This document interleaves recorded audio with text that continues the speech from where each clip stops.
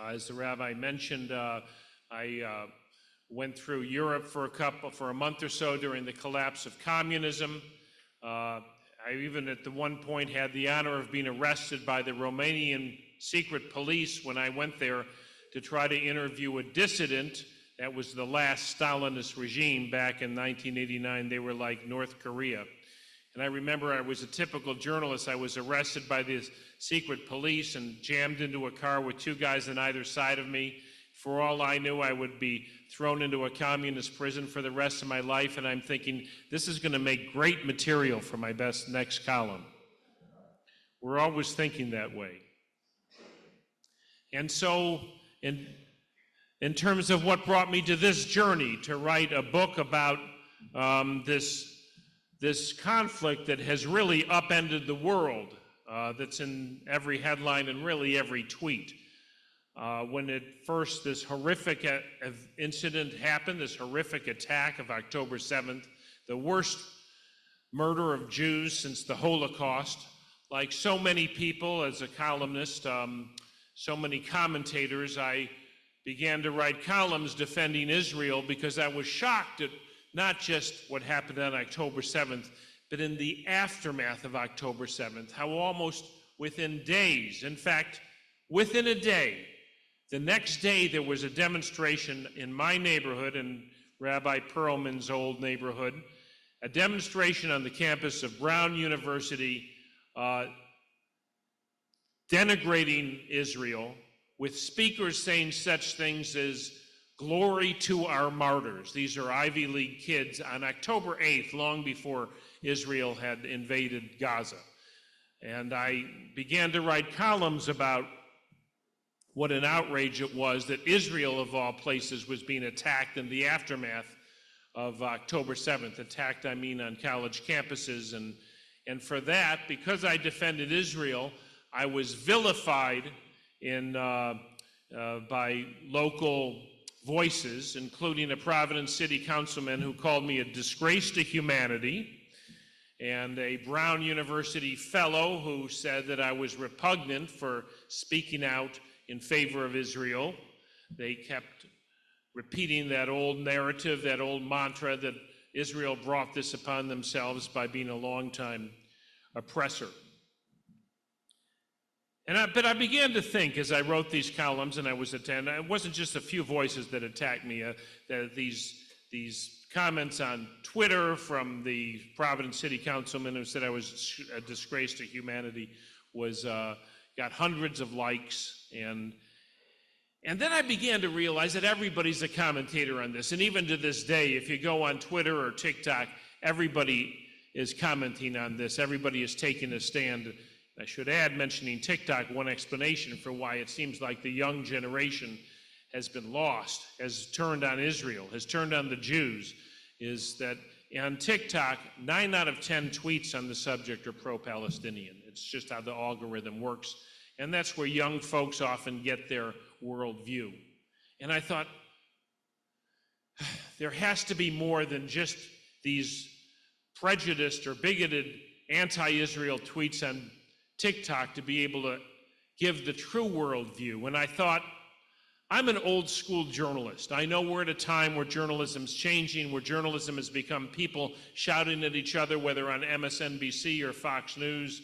I must say Fox News is looking a lot better since October 7th. They've seemed to see who is the victim and who is the aggressor in this situation. But I thought, as an old school journalist, my job isn't just to be one more person commenting. I felt my role, I could have a role here, and that role is simply to go, to witness, and to write about what I saw, to write about what it's really like, not what people think is going on or the opinions people have from armchairs in America, though we all, of course, should have an opinion. But I felt that I could bring to the table what it's really like, and so I decided to go. I decided to witness. And that's why I'm grateful for every one of you who are here today, because you are here to join me in witnessing what's really going on there. And that is what I plan to do in the next 15 or 20 minutes before we turn it over to questions.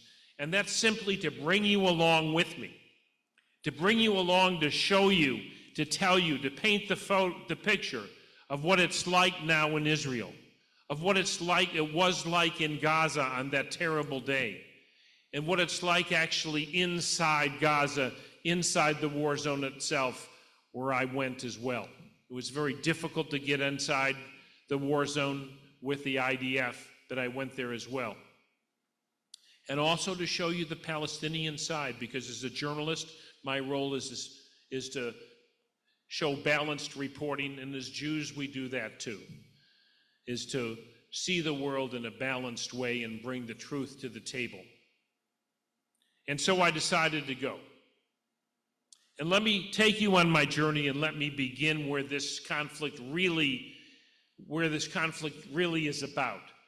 It's unfolding in Gaza, and now unfolding also across the northern border with Lebanon, unfolding also against the Houthis in Yemen and the Iran and Iranian-affiliated militias in Iraq. It's a 5 or 6 front war at this point, but the main war is in Gaza.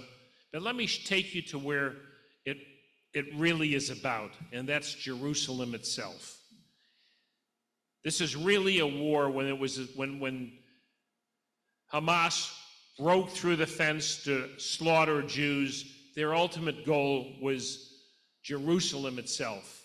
And when you go there, and I'm sure many of you have been to Jerusalem, many of you have been to the Old City, I will tell you, as complicated as this conflict is, when you go to the heart of Jerusalem, when you go to the heart of the Old City, when you go to the Western Wall itself, you realize also how simple this conflict is. It's about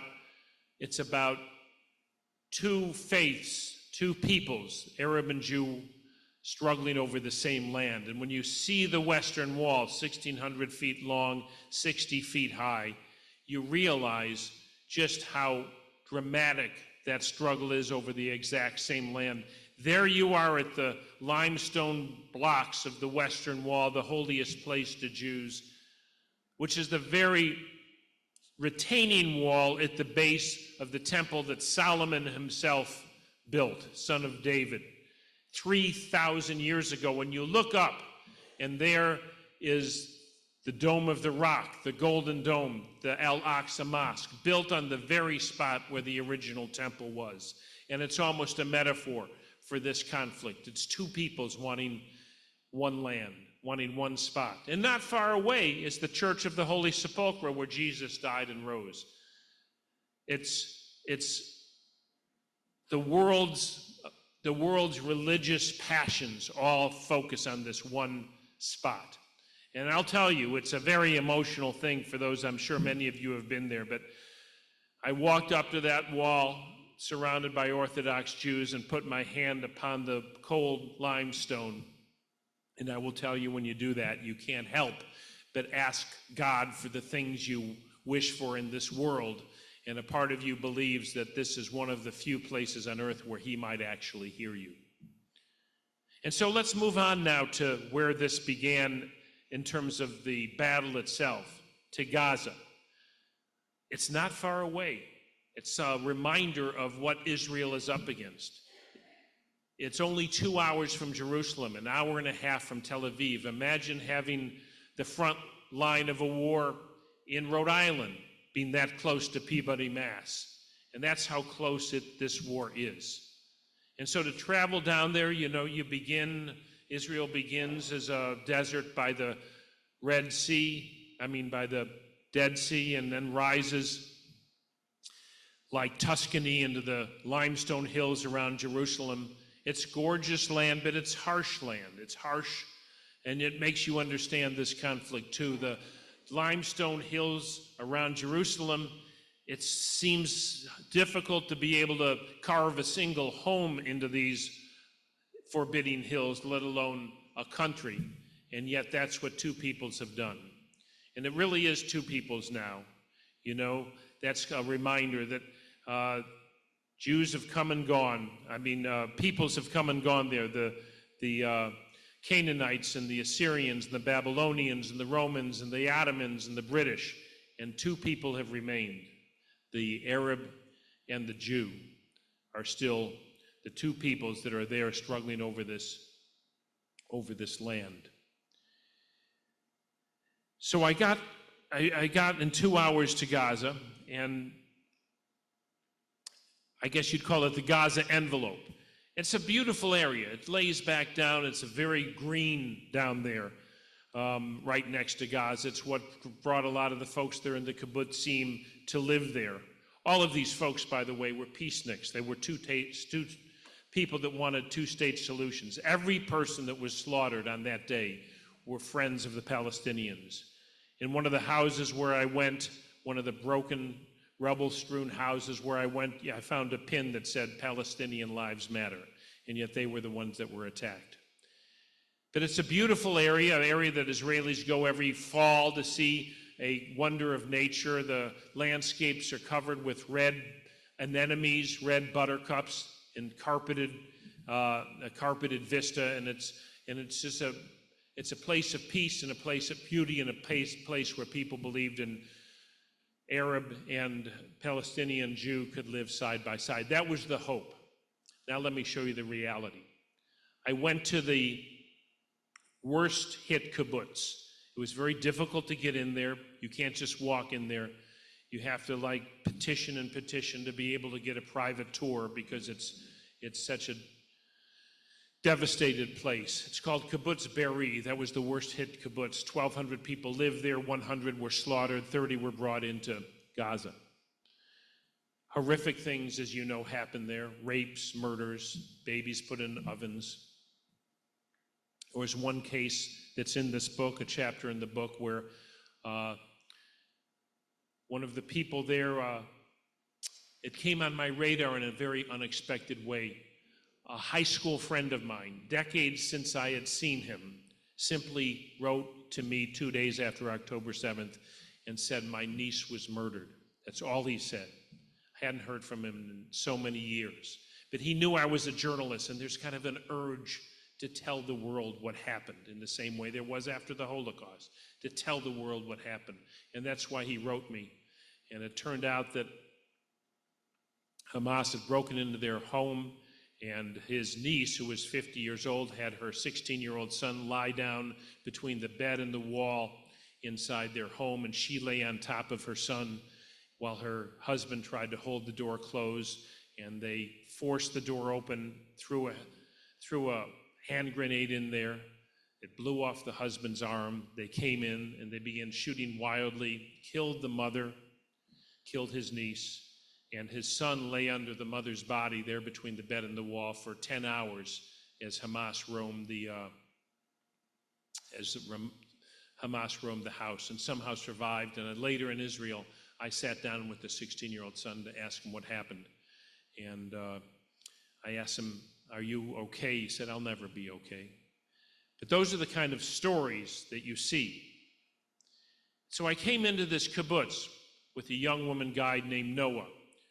And she was a very melancholy woman. She took us first to where her parents' house was. Her parents survived in a safe room. She survived with her husband as Hamas members knocked on the door. It was that kind of thing that Hamas members would come in, and if they turned left, the family was slaughtered. If they turned right, the family survived. And most of the homes in this community were burnt. But there's something you noticed even more than the burnt homes. You noticed that what wasn't burnt was smashed, unnecessarily smashed. What I mean by that is hardscape patios just smashed into rubble because there was such gratuitous hatred. They wanted to destroy everything. You realize they did to the communities, the Hamas militants, the same thing they did to the people. First they murdered them, then they mutilated them.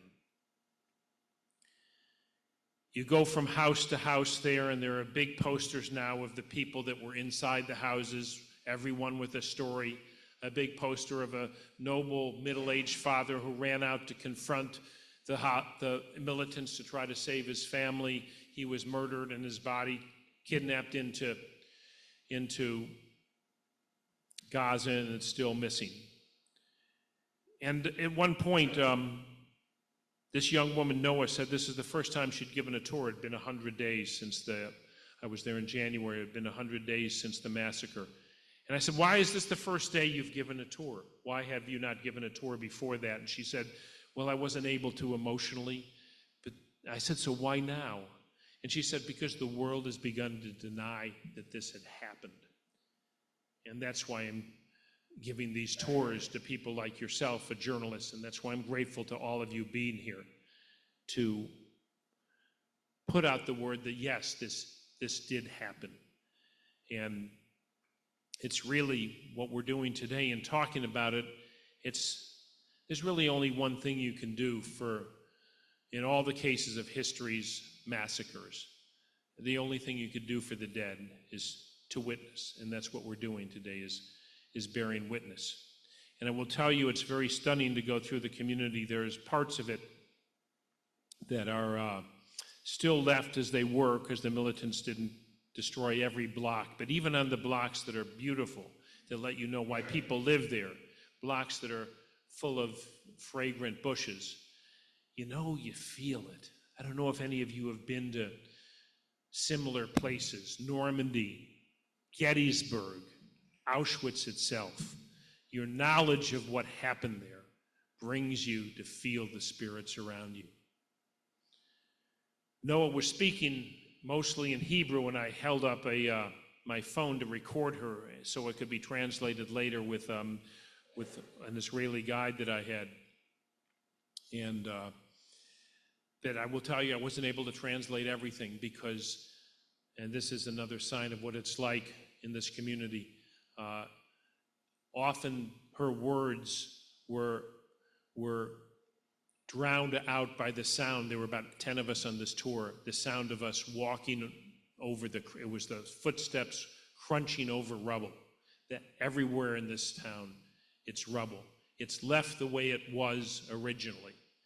An Israeli said, go see, you're a journalist, go see. He said it's worse, Kibbutz Be'eri is worse than Auschwitz. Auschwitz is cleaned up. Kibbutz Be'eri is not. And it's partly out of necessity. There's a war next door, so nobody could move back. 50, 80,000 Israelis, 100,000 Israelis, they're still displaced. But it's also because there is an intentional feeling that the places that were attacked are still, they're not memorials yet. They're left as a testimony. I asked Noah when she might come back, and she just said someday. And then she kind of looked off in the distance, and she said it again, maybe someday. Let me take you now to another place that's key to this conflict because it cuts to the heart of what it's about and the heart of Israelis. I went to Hostage Square in Tel Aviv. I had tried to set up interviews with the various parents of hostages, including, there was one that kind of stayed in my mind as the most emblematic one because it was such a horrific image. There's a young woman who, with her hands tied behind her back, her name was Nama Levy, she's still missing, being forced into a Jeep, bleeding between her legs. And I set up a interview with her mother. Ayelet is her mother's name. She's a doctor. And I was going to have that interview. And the night before, she said, this is the 100th day, and there's something about the 100th day that's just too much, and I can't do it. And it was the same with another set of parents. Many of them are speaking. There was a young woman named Mia Shem, who ultimately she was let out after 50 days. She was one of the released, but they weren't able to talk about it yet. So I went to Hostage Square, and I thought maybe I could find family members there. Hostage squares where hundreds every day and sometimes thousands of Israelis gather to remember the missing. And that's what everyone in Israel knows somebody who's among the hostages. It's a small country, as you know, 9 million, 7, 8 million Jews. It's a small community. It's like, my home state of Rhode Island, Rabbi Perlman's home state of Rhode Island. Everyone knows everyone. It's not that much bigger than Rhode Island, to be honest with you, Israel. At one point, to tell you the obsession they have with security there, I was driving north and I looked at my GPS. I realized it was only 9 miles wide, the shortest on the neck of Israel. On that same attack on October 7th, they could have cut Israel in half at that 9-mile mark. And I remember not long after I hit that 9-mile mark, by the way, I was with an Israeli guide, and he had his phone on the dashboard, and it began to sound an alarm. And I went, what's going on? You know how in America we have apps for things like reserving tables at restaurants for your phone? In Israel, they have missile apps. It's not the government, they're private apps that you get that warn you of missiles. And it began to say, red alert, missile incoming. And he said, if this is in our area, we're going to have to slam the car to the side, find a bomb shelter, which won't be hard because every building has one, or hide behind a wall or even a curb. But then he looked close and said, wait, that's not from Hamas, that's from Hezbollah. We're okay. That's the kind of life they live there. So I'm in this hostage square. Thousands of people were there that day because they were celebrating a very special milestone. It was the birthday of one of the hostages. It was the birthday of the youngest hostage, and it was the youngest hostage's first birthday.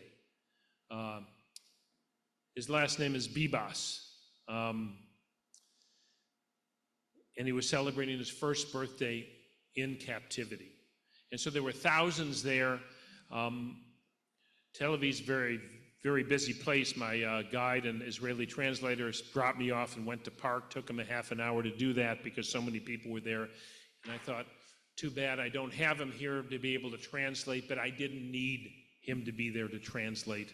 People were speaking on a stage about this little boy, Kafir Bibas, and others that were missing. And so many speakers just began to speak, and then they began to weep. You didn't need to understand their words to understand what they were saying. You didn't even need to understand the situation.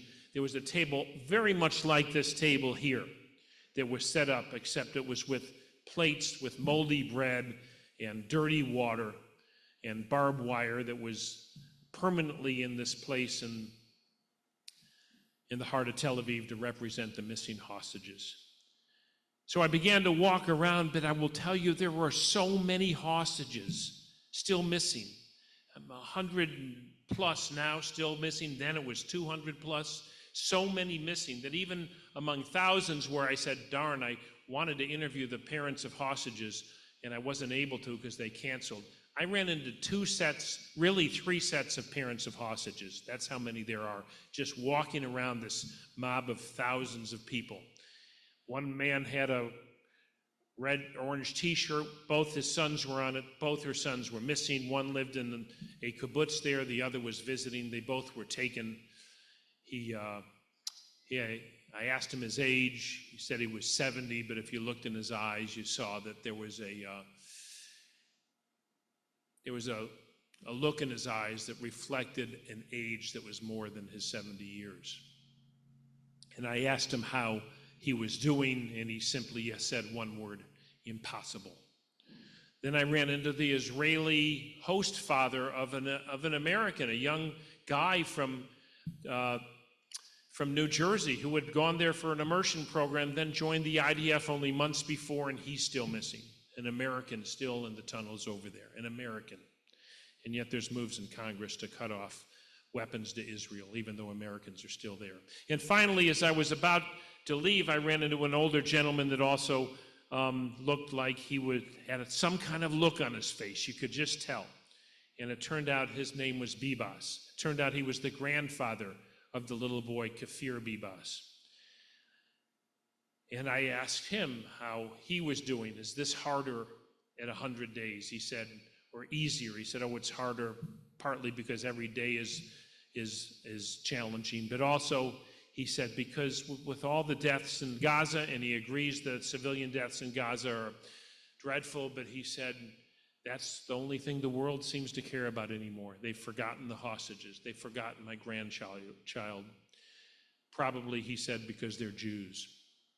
Now, as a journalist, I might have wanted to interview Kafir Bibas's parents instead of his grandfather, just because that would have been a closer story, but I couldn't, because his parents were also kidnapped, as was his 4-year-old brother Ariel. The entire family is still missing. And you wonder what kind of an enemy, what kind of a extremist mentality would kidnap a 1-year-old child and keep that child. You wonder about that. Or maybe you don't wonder. Maybe that tells you all you need to know. Now, as I said, as a journalist, I wanted to see all sides. So let me take you into the West Bank, which is important, because the West Bank truly is the future of Palestinian-Israeli relations. That's, of course, where the Palestinian Authority is in charge. That's the heart of the Palestinian population, really. Gaza, Hamas took over, you may remember, in 2005.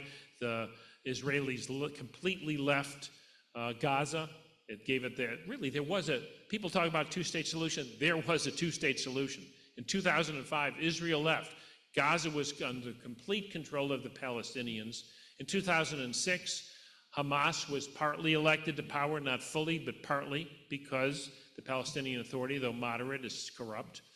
But it was, I don't know if you remember this, there was a dual leadership in Gaza in 2006 between the Palestinian Authority and Hamas. But Hamas began doing things like throwing Palestinian Authority members off of roofs. There was a civil war between Hamas and the Palestinian Authority, a Palestinian civil war. And there was basically a coup, and that's how Hamas took over. Now the Palestinian Authority controls, of course, the West Bank. Where I went, the Israelis said, don't go to the West Bank, it's dangerous there because it's very tense. And don't certainly go by the Palestinian bus because that's very tense. But I wanted to see it authentically. So I must tell you, I went by the Palestinian bus, very crowded, people sitting next to me, but I didn't feel threatened. And I went through a long tunnel, my feet echoing, going through one-way turnstiles to get through the border.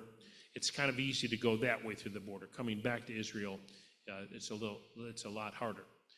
And I emerged into Bethlehem. Now, a lot of people here, that's where I decided to go one day. Went to Ramallah another day. But a lot of people hear Bethlehem and they think, oh yeah, Jesus was born there. That must be like right near the Western Wall. It's not. It's in the heart of the West Bank. It used to be majority 80% Christian. Now it's 80% Muslim. And it's dead right now because there's no tourism because of the situation. And it's very difficult over there. The Israelis have also cut off roads there for security reasons, so 20-minute trips have turned into 3-hour trips. I wanted to see it authentically, so instead of going with a guide, I connected with a young Palestinian teacher. Young, he's 40-ish. Rabbi, 40 didn't used to be young. What's going on? When Rabbi and me were in Rhode Island together. And it's very hard for him because the Israelis have cut off tax remittances to the Palestinian Authority, and they, of course, pay the teachers there in the public schools, so this teacher's salary has been cut in half. He's struggling. But he took me to the Church of the Nativity where Jesus was born, and was very proud of that. But he said, this is a symbol. See that one pigeon there in this big plaza between the Church of the Nativity and a mosque?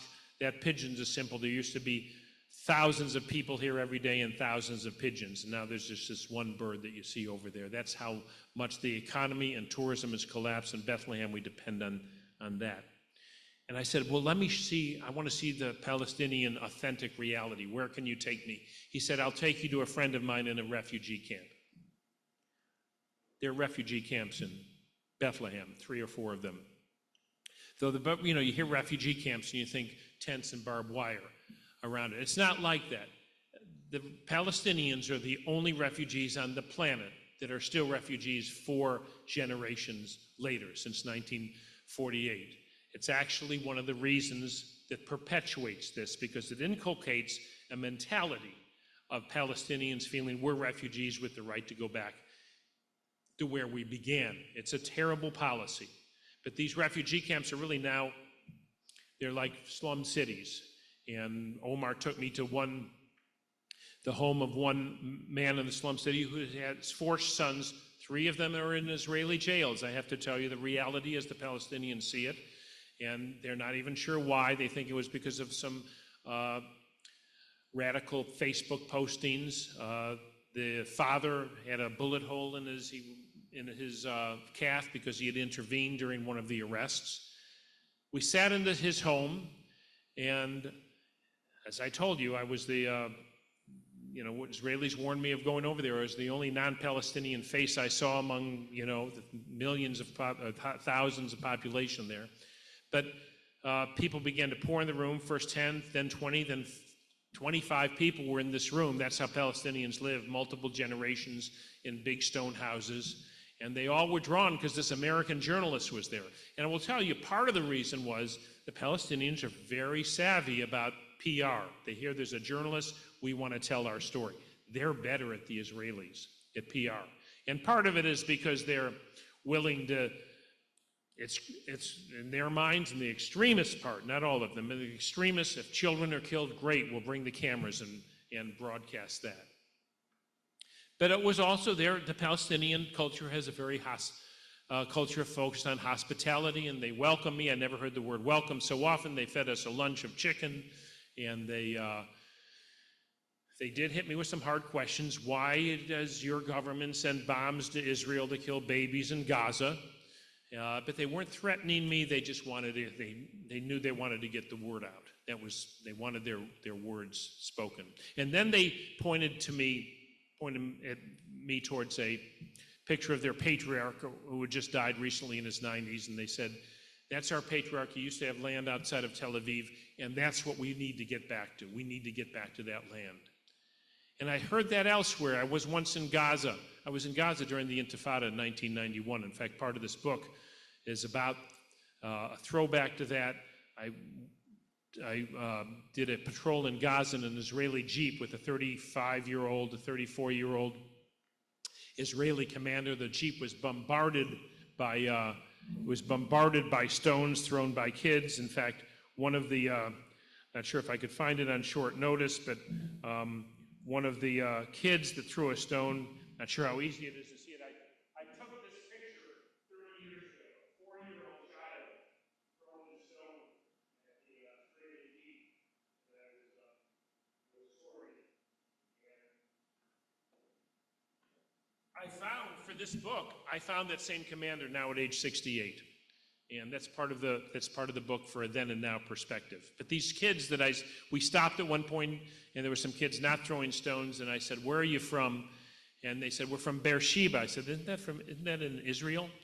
And they said, oh yes. And I said, what's it like? And they said, oh, beautiful orange groves, trees, green trees. I said, when were you there? Oh, we've never been there, but it's my grandfather's house. And we even have the key to the house. And so there's a mentality in the Palestinian culture. As I said, I found it a welcoming culture. There's frankly no homelessness in the Palestinian territories because they take care of each other. It's got some interesting culture to it. But it's a part of what perpetuates this problem there is that it is a culture that looks backwards instead of forward. Instead of building for a future, they look backwards of trying to reclaim an impossible past. They're not going to reclaim Tel Aviv, and yet that's part of the mentality. And let me just say, in the way, right before I left the West Bank, Omar, my friend, in fact, he texts me from time to time, and says, let me show you my village. It did take us a long time to get there because of Israeli roadblocks. At one point, I saw what seemed like a settlement, and he said, I began to point to the settlement. We were 3 cars back from the Israeli soldiers at a checkpoint, and I began to point, and he panicked. He grabbed my arm. He yanked my arm down. He said, my God, never point when you're near Israeli soldiers in a checkpoint 2 or 3 cars back. They'll mistake it for a gun and shoot first and ask questions later. It's that tense here. So I said, is that an Israeli settlement? He says, yes, and look, I'm a moderate. I believe there's room for Jews and Muslims and Palestinians to share the West Bank, just as there are 2 million Arab Israelis. He said, but it's becoming too much, he said. It's beginning to encroach. He used an Arabic word, shway, means little bit. And so just to give you the honest perspective from the Palestinian side. That's part of the concern there. It's a difficult place in the West Bank now, and the settlements are encroaching. And now finally, before I wind up, let me take you into the war zone itself. Let me take you into Gaza. It was very difficult to get into Gaza. You can't go in independently as an international journalist just on your own or even through a humanitarian agency. The Israelis don't allow that. The only way to get in is with the IDF, and even that's almost impossible. They have maybe one trip a month with 5 or 6 people, but I kept badgering a woman at their North American media desk, the IDF's North American media desk, and badgered her and badgered her. She set it up 2 or 3 times. She said, I think we're going in tomorrow, and then they canceled. I guess they've got other things to worry about in a war besides journalists. But finally, she said, we've got one, I think this trip's really going to go tomorrow. And I thought it would be canceled because it had a torrential rain coming off the Mediterranean the night before. But, you know, in war, it's either too hot or too cold or too wet. So that doesn't stop things. And so there were 5 or 6 of us journalists. Charlie D'Agata of CBS News, if you know that name, the head correspondent for Fox International, and 3 or 4 comparable people from European national stations, and myself. And we were in this open-air Humvee, and we piled in there, and we began to charge right next to, imagine this is the fence line. It's barbed wire fence between Israel and Gaza, and we're charging through puddles along the fence line on the Israeli side. And man, I will tell you, IDF soldiers drive fast. But there's a reason for them to drive fast, because later in that day, first of all, right from the start, you're hearing explosions. And you're hearing something more frightening than explosions, and that's automatic weapons fire. And that's more frightening because you can picture what that means. That means there's house-to-house combat going on within hundreds of yards of us, a quarter mile of us. And in fact, our Lieutenant Anchi, I asked Lieutenant, that was the name, first names only, who was the commander of our Humvee. I said, is that automatic weapons fire actual engagement? He said, oh yeah, it's house to house. And then he showed me his weapon, and these are the kind of weapons the Israeli army carries. They're automatic weapons, but with short stocks, so that like a longer stock rifle, to confront the enemy, you'd have to come around like this. But a short stock rifle, it allows you to aim around corners without exposing your body. That's the kind of war that's now being fought in Gaza. And the reason why we're driving so fast is that at one point there was when we had stopped, a little later, but a bomb went off so loud and so close that the ground shook and the powder came up from the ground. And 20 seconds later, if not 15 seconds, a sweep of smoke came over us from the bomb that smelled like fireworks smoke. That's how close things are. And so they drive fast. And then all of a sudden we go take a hard left turn through a blasted open part of the fence. And that was exactly one of the places that Hamas had blasted their way through. One of the reasons this happened without the Israelis having fortified the fence enough is they put 80% of their effort in fortifying the fence underground to stop tunnels from coming in, and they didn't put enough effort into fortifying the fence itself. But there's a certain irony that now Israel is attacking Hamas back through the very opening in the fence that Hamas had blasted through. Within seconds, we stopped at a tunnel. Now the tunnels, you know, everybody hears about the tunnels. That's how the enemy is fighting. And they had excavated down 20 feet to get to the tunnel itself. Because the way these tunnels work, a lot of people think, oh, there's one opening at one end and one at the other end. It's not like that. There is openings, but there's 25 shafts all along the way, and that's why it's so tough. The militants pop up from these shafts inside homes, inside behind rubble, and shoot and pop back down. And so they'd found this 25, 30 feet deep. And I stumbled down. It was kind of a ramp that they'd excavated out of dirt with my boots so deep. The soft Gaza dirt was coming in over the top. It's kind of like sandy soil. And I got to the bottom, right at the mouth of this tunnel, and there was a grizzled old veteran named Lieutenant Ner. I noticed his beard was a little bit white. I said, "Lieutenant, how old are you?" He said, "I'm 64. I said, "They're not conscripting 64-year-olds in the reserves, are they?" He says, "Oh, no, but this is Israel, and we all want to do our part." And he had a son nearby, he said, in Khan Yunis, 2 family members. And I said, "Lieutenant Ner, this tunnel is so close to the border." He said, "No, it isn't. This tunnel is not close to the border. This tunnel is on the border. That's the only function of this tunnel." They ran out and ran through within seconds. Now, at this point, I will tell you that I didn't see what you are all used to from the news, seeing the dystopian post-apocalyptic image of Gaza, because this is the first quarter mile, which is more or less left as a buffer zone. But then we decided then he drove us on to our next stop. And that next stop was a school, a big school, 2 wings, 3 stories high. And Lieutenant, we get out, it's now used as a military base. Israelis took it back, and though Lieutenant Anchi said 3 of his men were killed because the day after they took it back, they missed a tunnel in the basement, and the enemy came up from the tunnel and killed 3 of his soldiers. He had a bullet hole right through his arm. He said, "That's how this war is. They come out of the ground, and they come out of nowhere, and that's what we're fighting." And he said, "As for this school, I will tell you, I'm sure you've read it before, but it is true. I will tell you, every school, every mosque, every health facility is full of weaponry and full of Hamas militants. That's how they hide behind civilians." And it was a dystopian landscape around us, but let me just tell you one interesting reaction I got from a couple of the young soldiers I talked to. I talked to 2 or 3 young soldiers, and they all had the same story. They said, in all cases, they were somewhere. One of them was in Thailand on vacation on October 8th. This happened on October 7th. This happened by October 8th. They were back picking up bodies outside of Gaza. And then one of them told me, and I heard it from others too, but this one said, my grandparents, they used to talk about the pogroms of 1900, where 150,000 Jews were killed in shtetls, in Fiddler on the Roof type shtetls. 150,000 were killed, including, he said, our family members, by Jew hatred.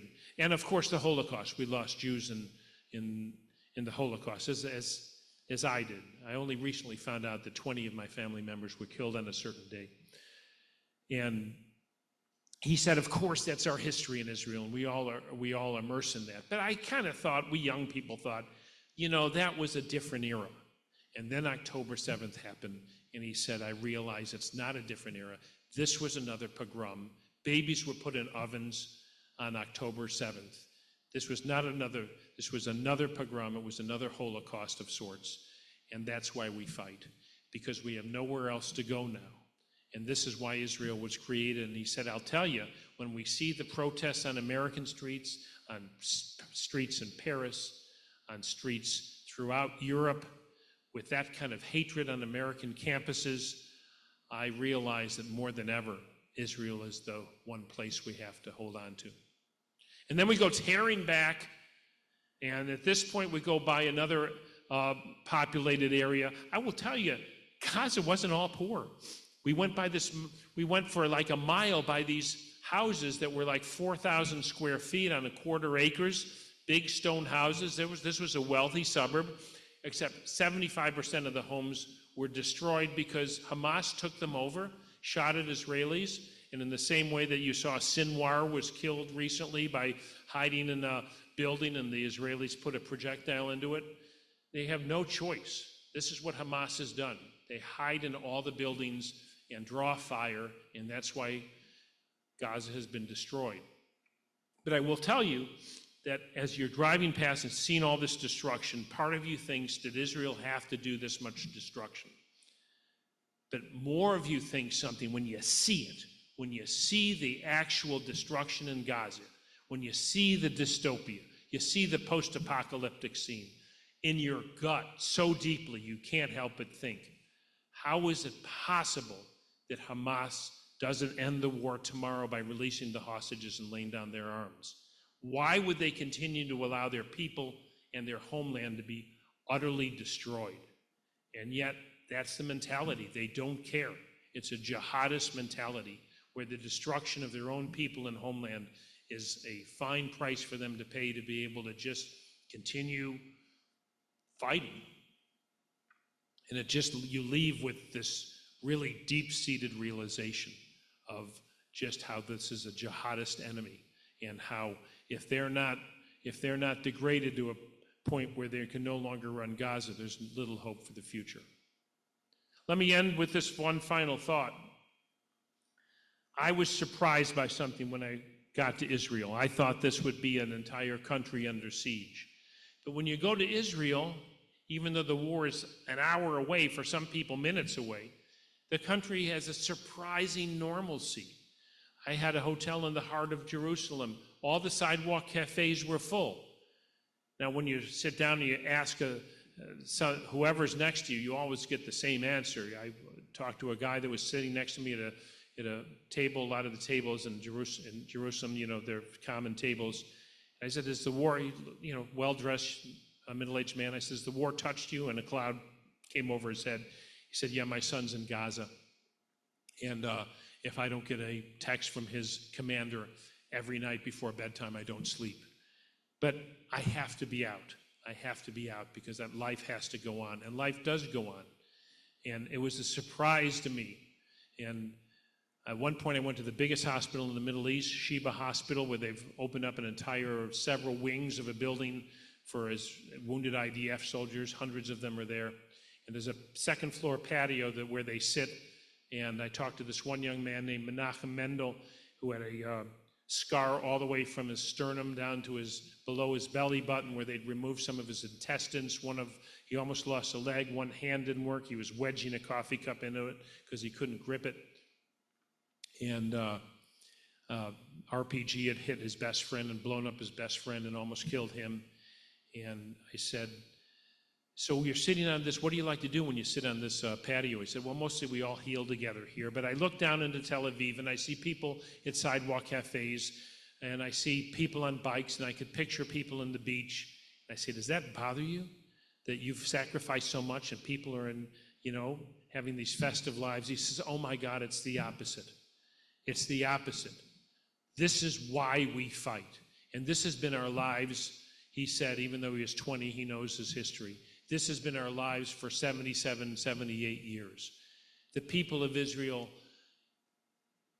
live on. The people of Israel fight. And yet, even as we fight, even as we have wars, we have a rage inside us to embrace a normalcy and to continue on." And that's the image I was left with as I sat on that patio with these wounded soldiers, looking down into Tel Aviv with this festive heartbeat of life going on. You realize that even in this time of war, the people of Israel, to use that phrase, truly do live. Thank you very much.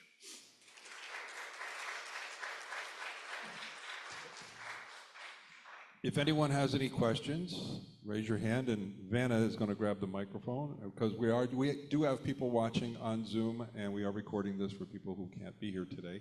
So we do want you to use the microphone when you ask questions. And Vanna?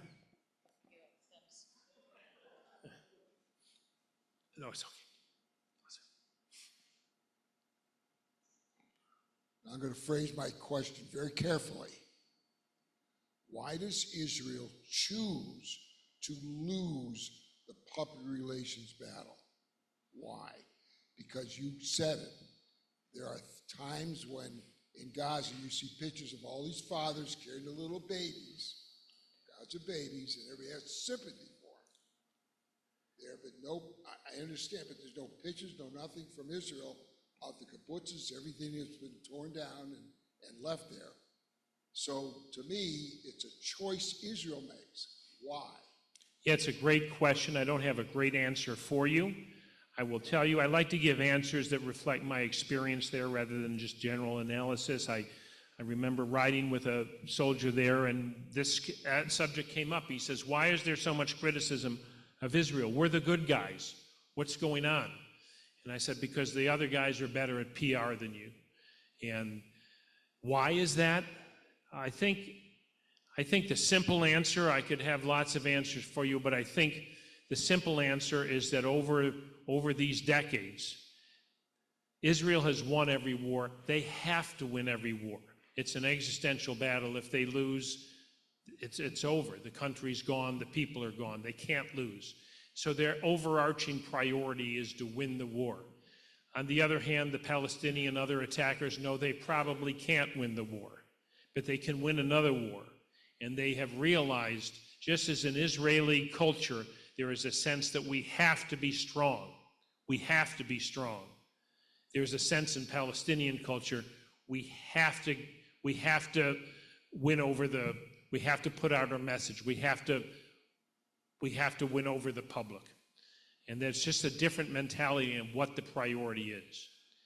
At one point I was in Israel and I went to a base, and I was there, this goes back a few years, with a Holocaust survivor was our guide, and they rolled out a tank to kind of show we were on a mission there, and they rolled out a tank, and the tank fired a shell into a nearby hill, and this little guy he was literally like an Auschwitz survivor. He jumped up in the air and he said, "We are so strong. We are so strong." And that's the mentality there, that we have to win these wars militarily. And I think there is less of an emphasis on how important it is to also win the war of the idea, of ideology, of public relations. It's just not as much their priority. And I think it's become a bigger problem than ever now because of social media. And that now has allowed the Palestinians to completely weaponize their images of killed people in Gaza. My only answer to you, Ken, is that the Palestinians know that that's the war they could win, and so they focus more on that, whereas the Israelis think we have to win the military war, so they focus on that. Let me ask one quick question. Let's say tomorrow Hamas gives up, Israel wins. What does that look like?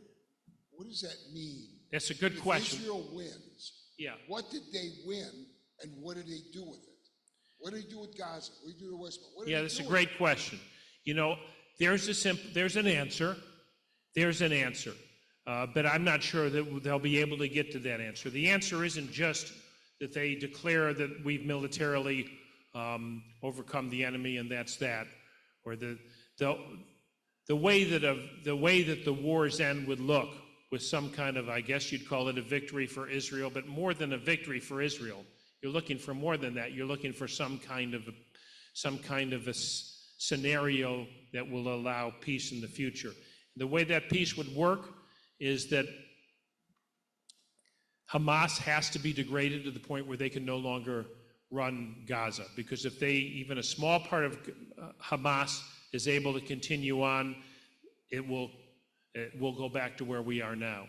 So it has to get to a point where Hamas is degraded. It then has to get to a point where a reliable leadership, probably the Palestinian Authority, would come back into Gaza with the backing of a consortium of Arab countries like Saudi Arabia that would also finance the rebuilding of Gaza. And there would have to be a more moderate Israeli government that would be open to having some concessions about settlements and about some more autonomy in the West Bank.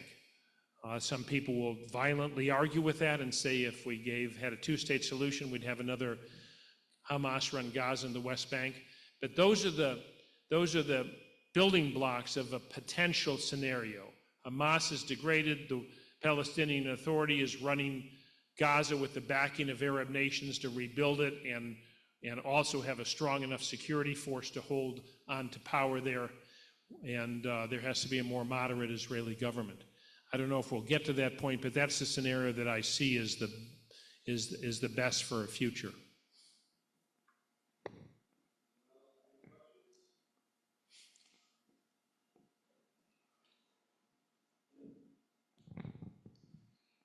Thank you for such an informative speech and presentation. I learned a lot from this. One thing I had to ask you about, and it has to do with you mentioning early on that you talked about responsible journalism. And you being a journalist, and I'm not, you said that you were looking at pictures of both sides, talking to people in Gaza, Palestinians, Israeli soldiers, and yet I pick up the Boston Globe, and all I see are stories from what I assume is either Palestinian-sourced news. I look at who writes these and the names of the people, and I look to see if there's any Jewish names like we all do. And I don't see stuff from Israel coming through. I don't even see an equitable journalistic approach from places like UPI or AP. Could you comment on that, please? Yeah, well, it's, okay, I'm going to give you a straight answer. You want a straight answer? I'll give you a straight answer. I feel you could say the same thing about the New York Times, which is the flagship newspaper in this country. I think the New York Times has hugely fallen down in their coverage of this. I think they've bent over so far to try to show, oh, we're even-handed, that in fact they're not even-handed, that they are anti-Israel. And I think what we've seen in this country is this shocking thing that happened since October 7th, or at least this shocking revelation. It always used to be the left that was supportive of Israel, and the right was kind of like, they were the kind of anti-Israel supremacists, or the anti-Jewish supremacists. And now it's flipped. Now the right is more supportive of Israel as a democracy that's trying to hold as a bulwark against Islamism. And the left has turned on Israel. The left has this narrative that the world has to be divided between oppressed and oppressor. And the oppressed are now the Palestinians, and the oppressor are the Israelis, partly because they're allegedly white. And when I say, do you want a straight answer? I'll give you the straight answer. That whole leftist narrative has infiltrated newsrooms. I find that I'm sometimes a pariah, even in my own newsroom, because I sometimes have more middle of the ground or even pro-Israel and right-wing inclinations. And newsrooms are, if you were to, they've done surveys, probably 90% of people in newsrooms voted, against Trump. I'm not saying you should vote for or against Trump or what's good or what's bad, but most newsrooms have become very leftist, and they like to write about this narrative of who's being oppressed in the world, and they've decided the Palestinians are the oppressed and the Israelis are the terrible oppressors. And so I think the answer to that question isn't just irresponsible journalism in some kind of larger sense. It's the journalistic world, the mainstream journalism world, should say, the traditional legacy media has just like universities, has a very leftist tilt. And in this particular conflict, and even in this overall day and age, the leftist tilt has become anti-Israel and even has a tinge of anti-Semitism to it.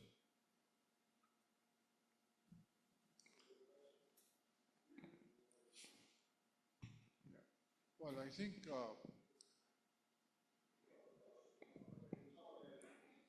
I think that the Palestinians are basically they're afraid, and for them to survive, they have to be against Israel and have to be with Gaza, with Hamas. Otherwise, their life will be in danger.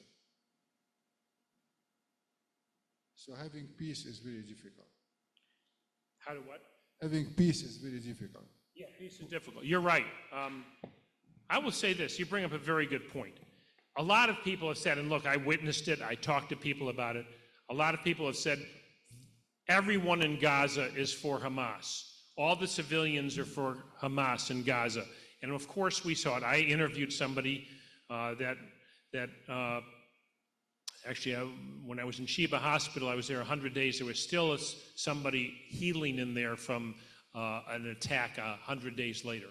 And she'd been attacked by civilians who followed Hamas into Israel to wreak havoc and to destroy. And we all saw those terrible images of people in the streets of Gaza celebrating as the bodies of slaughtered Jews were paraded through the streets. So there's been this narrative that everybody in Gaza is basically has a Hamas mentality.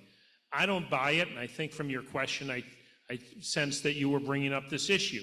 I don't think all of the Palestinians are pro-Hamas. I think they're under the thumb of Hamas. Some of them are, but I think that if I had to guess, I'd say 30% are hardcore Hamas, 30% are hardcore against Hamas but don't dare say it, and 30% just want to be left alone to live their lives.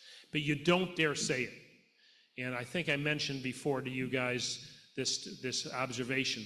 I was also in an earlier foreign correspondence. I was in Beirut during the civil war there between Christians and Muslims of the late 1980s, and I saw the rise of Hezbollah over there. It's terrifying. It was terrifying for me to be over there. I was one of the only Westerners on the Muslim side of Beirut, and Hezbollah was so strong then, as they are now in Lebanon. They're stronger than the army. They're stronger than the government there, and so they can't be controlled. And so what I found in Beirut then, and I found in Gaza today, is that if 10% of the people are extremists with guns, they could control the other 90%. And that's what's going on in Gaza. Maybe it's more than 10% that are in favor of them, but I don't think the majority are in favor of Hamas. Yes, Hamas was elected, but that's because the Palestinian Authority is seen as corrupt. In fact, I just got that friend of mine, Omar, who was on the West Bank, he just texted me and said things are terrible, worse than ever here. The crackdown by the Israelis is worse than ever, and he said, and the Palestinian authorities know better, they're a bunch of thieves. And so there's no Sadat, there's no Anwar Sadat of the Palestinians, there's no visionary leader. If there was, there might be some more hope. And I talked to some great Palestinians who could have, I said, boy, I wish they were in charge. But yes, I think you're right that the Palestinians don't dare even say anything against Hamas, or they'll be killed. And that's one of the reasons why Hamas, I think, has to be degraded and wiped out, because it's just a reality. Even if you're only 10%, if you got the guns and you got the extremism, you can take over.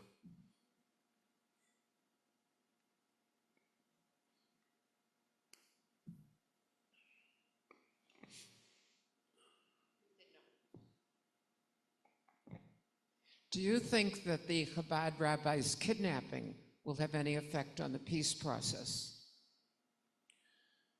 Tell me more about that. A Chabad rabbi was kidnapped yesterday. He was murdered? Oh, he was. Oh, my I didn't know it was, Okay. I guess. Was that in Abu Dhabi? Yeah.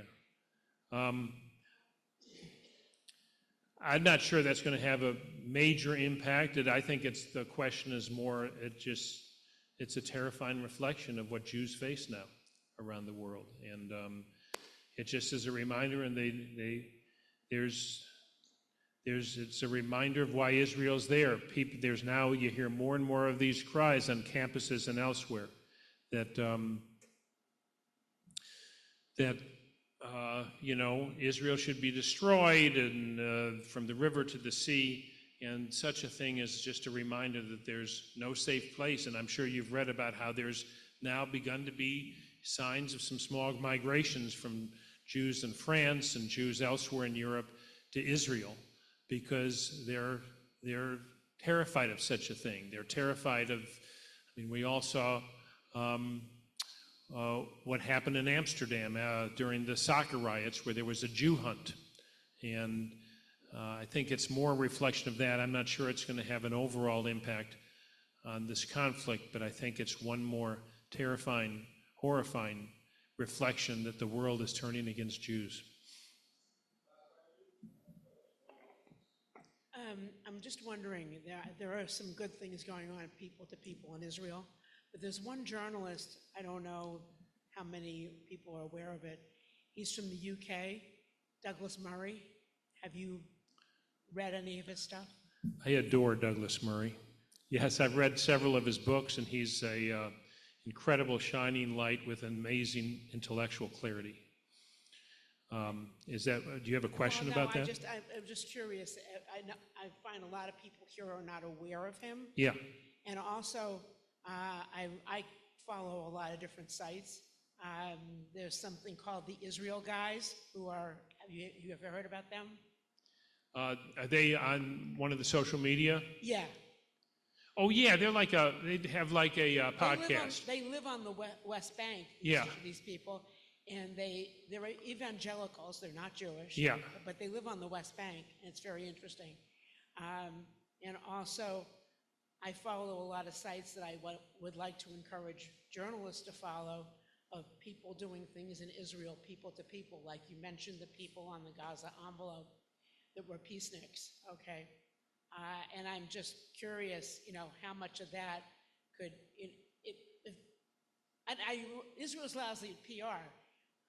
Maybe things that you could help bring that talk about things that are happening in Israel that are good, like I'm doing a thing on hand-in-hand schools. Oh, I know about them. Okay. Yeah. Why can't that word get out through here, through you and the other journalists who want to give a balanced approach? I understand that, okay? But we need to promote that here, and we don't need Israel to do that. Yeah, you're right. Well, Douglas Murray's, he's just a British longtime commentator and intellectual who's written a number of books. One of the books actually was very visionary 4 or 5 years ago. It's called The Curious Death of Europe, and he's talking about how the immigration, especially of Muslims, has begun to turn the cultures of Europe, and that's one of the reasons there's all these riots on the streets of Paris and London and elsewhere. You should look up his stuff. He's actually in a week or so he's giving a talk in Tel Aviv at a huge auditorium called the Save the West Tour, and I think they had to extend his performance, if you want to say that, or his speeches several times to fill this huge auditoriums. He's very good. But you're right. There are many clear-eyed commentators bringing this kind of perspective. But we're in kind of a balkanized journalistic environment now, where you're right. People like, what's your name, ma'am? Debbie. Yeah, people like Debbie. I would just suggest be like Debbie. Find conduits in the media that are bringing an important kind of truth. I'm glad you mentioned the hand-to-hands. Are you about to pull me here? Okay. I know you mentioned the hand-to-hand school, but actually in this book, one of the things I end the book with a visit to a comparable school in Jaffa. It's the only school, Arab and Jewish kids together. And it was started by a woman and a man. She's Jewish, he's Muslim. They met each other at some kind of gathering and literally got married the next day, and neither of their families would talk to them for 10 years. But they felt that this was important to live out their own beliefs. And they felt that students, it's not enough. It's just to tell your students to be more accepting. They have to live it. So they started this wonderful school it's called the Orchards of Abraham School in Jaffa. And I spent the day there, and that's the final chapter of this book, because I do think there's hope. I do believe in hope. And because I do, as I said a moment ago, I think there's enough Palestinians would embrace hope if there wasn't this harsh leadership. And I end the book just on about that school where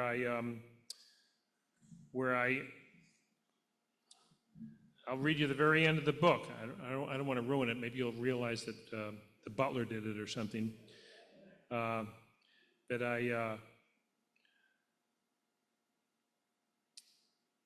I'm talking to her husband, who's one of the co-founders of the school, and I say, I tell him I'd mostly come to the Middle East to cover the war, but at least on one day I wanted to write about hope. He nods and holds my gaze. Inshallah, he says. As I begin to walk out, I pause at a play area. There are about 25 kids together, Arab and Jewish. I decide to count how many there are of each, but I cannot tell one from the other. And so I think that I ended in hope because I believe there is hope of coexistence, but only if elements that are jihadist and and are bent only on one goal, and that's the destruction of Israel, are no longer in power. I'm not going to pull you. No, it's okay. I wanted to absolutely, I know you have to go somewhere. You have a very important engagement after this. But I want to, first of all, tell you that I read your book on my Kindle. Yeah. And then when I knew you were coming, I bought the book so you can sign it. And I hope. I'm happy to. And then I also wanted you to know that you mentioned in the beginning that you heard that I was leaving. Yeah. Yeah, well, I'm going to be the emeritus, so I opened up an emeritus fund here at the synagogue so that I can bring good quality, amazing speakers to speak while I'm not around. And so here's our first check that I'm going to give you as a gift. Thank you. It's expensive to come up from Rhode Island. Folks, if you wish to purchase the book, he has some copies here. And you take Visa, MasterCard, American Express. I actually do. I learned, those little square things at farmers markets? I do a fair amount of talks, and sometimes people are kind enough to buy a book or two, which I'm happy to sign. Anybody that buys a book, there will be a quiz within 2 weeks. And if you get 3 people to buy the book as well, I'll send you a set of steak knives. And it always touches me. I'm not saying you need to, but I will say authors of course you want to be a bestseller, but what really touches you is to think one person, like the rabbi here, has read the book and it spoke to them, and that's meaningful to me. So thank you for that, Rabbi. Certainly did, and I want to take this opportunity to, first of all, let you know I canceled the Boston Globe a long time ago. It's all over. He writes very well in the Providence Journal, but I'm not trying to sell your paper either. But we wish you all the best. Thank you for being here. It's a long trip up here to Peabody, but it was very important for us to hear from you today and to hear your firsthand experiences. Mark Patinkin, ladies and gentlemen. Thank you.